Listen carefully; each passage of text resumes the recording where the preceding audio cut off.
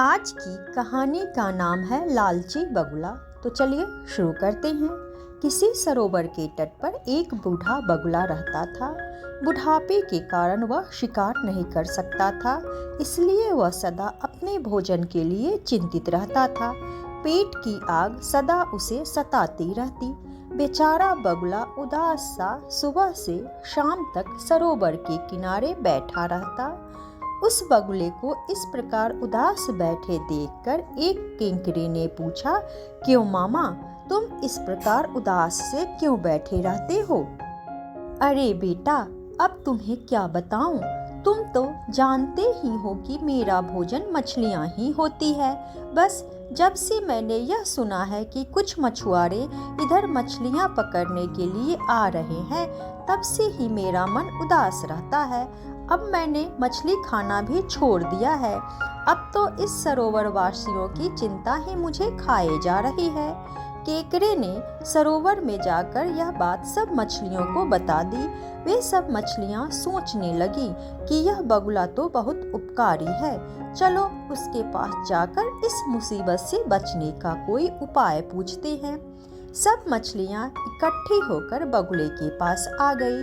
उनमें से महारानी मछली ने बगुले के पास आकर पूछा, मामा, आपने जो मछुआरों की बात कही है, क्या वह सच है?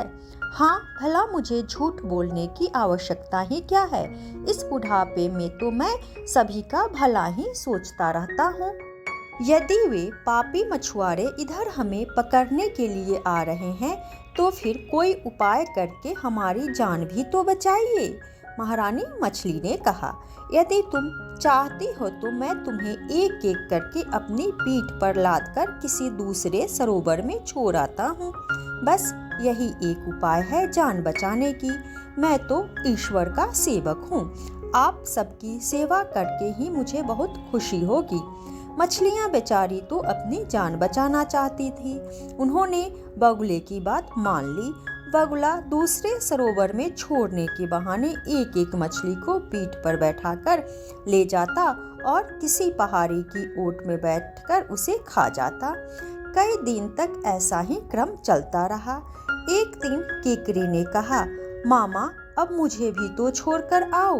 बगुला सोचने लगा कि चलो, मछलियां खाते खाते तो बहुत दिन हो गए, आज केकड़े को ही खाएंगे, स्वाद भी बदल जाएगा।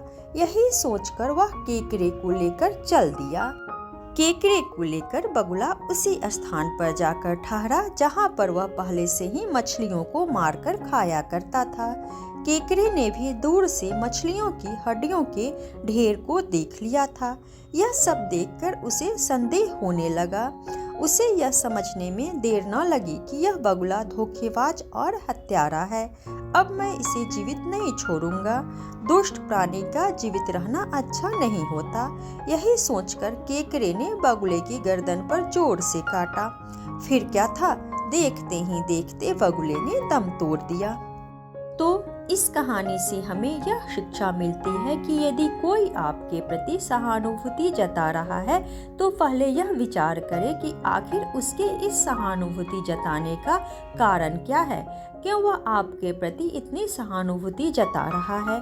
अतः इन सब बातों पर विचार करके ही उसकी किसी सलाह को माने, अन्यथा मछलियों की भांति आप भी जान से हाथ धो बैठेंगे।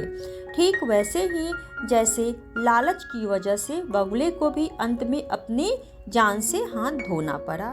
तो आज के लिए इतना ही। अगर आप लोगों को यह कहानी पसंद आए तो वीडियो को लाइक करें और चैनल को सब्सक्राइब करें।